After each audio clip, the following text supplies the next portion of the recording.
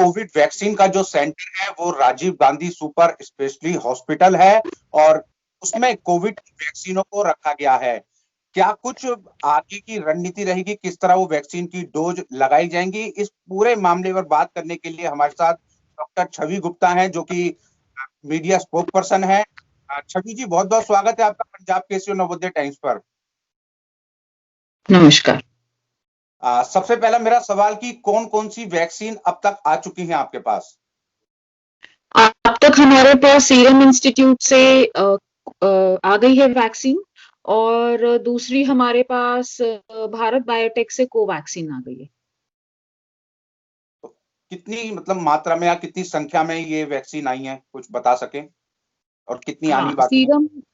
जो पूना से serum institute है वहां से कोविशील्ड वैक्सीन आई है, जो तकरीबन 22 बॉक्सेस हैं, और इन टोटल उसमें 2.5 लाख से ज्यादा डोजेस है।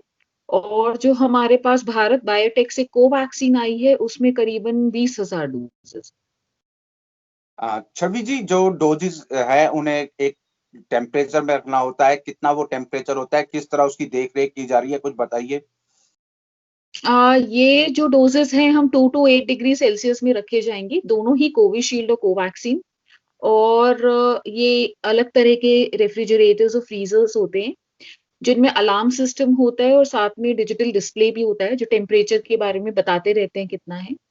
और अगर ये टेम्परेचर डाउन या अप होता है, कोई इलेक्ट्रिकल फॉल्ट हो जाए या कोई टेक्निकल एरर हो जाए, तो तुरंत ये बीप करते हैं और वहाँ जो स्टाफ है उससे पता चल जाता है, और वो या तो उस एरर को ठीक कर देंगे, नहीं तो स्टैंड बाय में जो रेफ्रिजरेटर्स है उसमें ट्रांसफर कर देंगे वैक्सीन को। तो इनकी जो मॉनिटरिंग है वो 24 घंटे की जाती है? हाँ, इनकी मॉनिटरिंग 24 घंटे होगी, 24 घंटे वहाँ स्टाफ रहेगा जो रेफ्रिजरेटर्स और वैक्सीन की मॉनिटरिंग करेंगे। अच्छा, किसी तरह की कोई परेशानी आ रही है? नहीं, अभी तक तो कोई परेशानी नहीं आई है।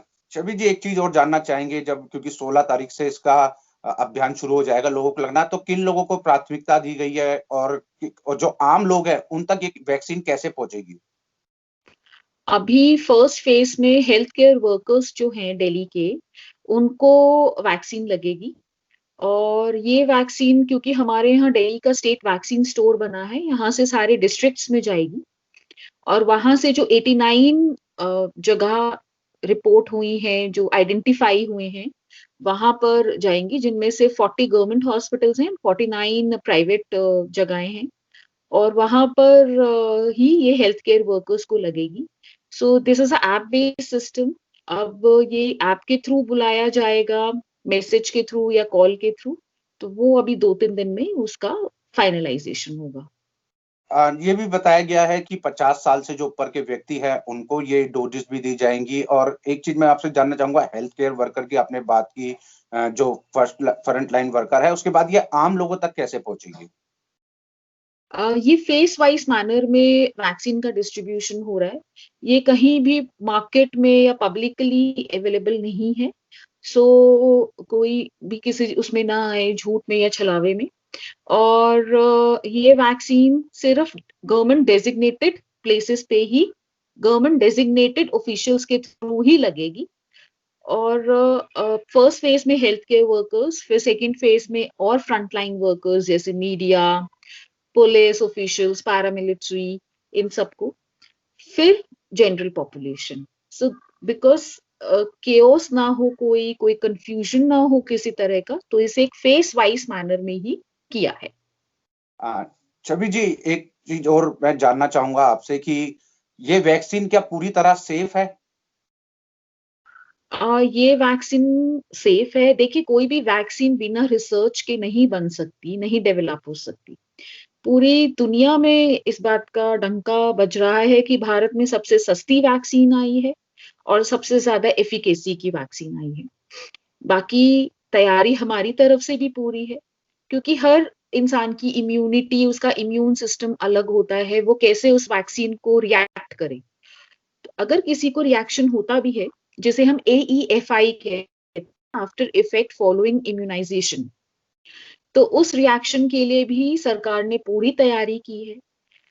तुरंत मरीज को पास के टर्शरी केयर हॉस्पिटल में लेके जाया जाएगा, और मेडिकल ट्रीटमेंट दी जाएगी। यहाँ तक कि ये भी ऑर्डर्स हैं सारे नर्सिंग होम्स, प्राइवेट हॉस्पिटल सबको, कि कोई भी मरीज ऐसा कोई आता है कोई साइड इफेक्ट को लेके, तो कोई अस्पताल, कोई क्लिनिक, कोई सेंटर मना नहीं कर सकता। तो ये बहुत ही अच्छा कदम जिसे मैं कहूंगी सरकार का है, और सब मोटिवेट करने वाला है।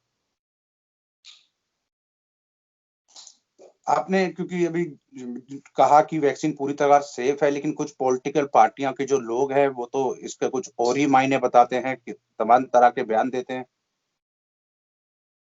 मैं तो डॉक्टर हूँ, और जैसा हमारी सरकार हमें कहेगी हम तो गवर्नमेंट पॉलिसीज को ही मानते हैं, तो पॉलिटिकल नहीं, तो आपने कहा है ना कि मैं वैक्सीन कुछ सेफ है नहीं पूरी तरह बता। से, मैं तो उन पॉलिटिकल पार्टी के लोगों का आपकी बात बता रहा हूँ।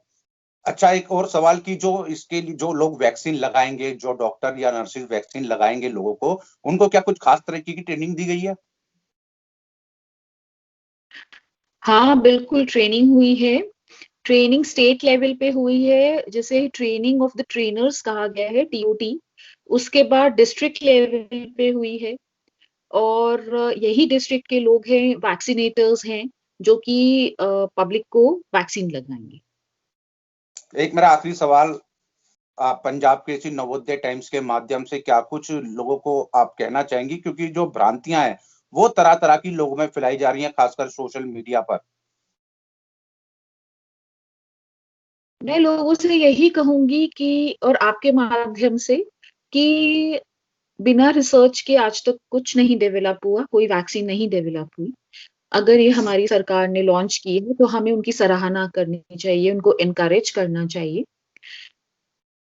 फ्री ऑफ कॉस्ट पूरी पब्लिक को प्रोवाइड करना, और एफिकेसी जिसको हम मानते हैं, तो उस सब को मद्देनजर रखते हुए मैं यही सबको कहूंगी कि किसी भी कंफ्यूजन में या बातों में ना आए, आगे आए और वैक्सीन लगवाएं।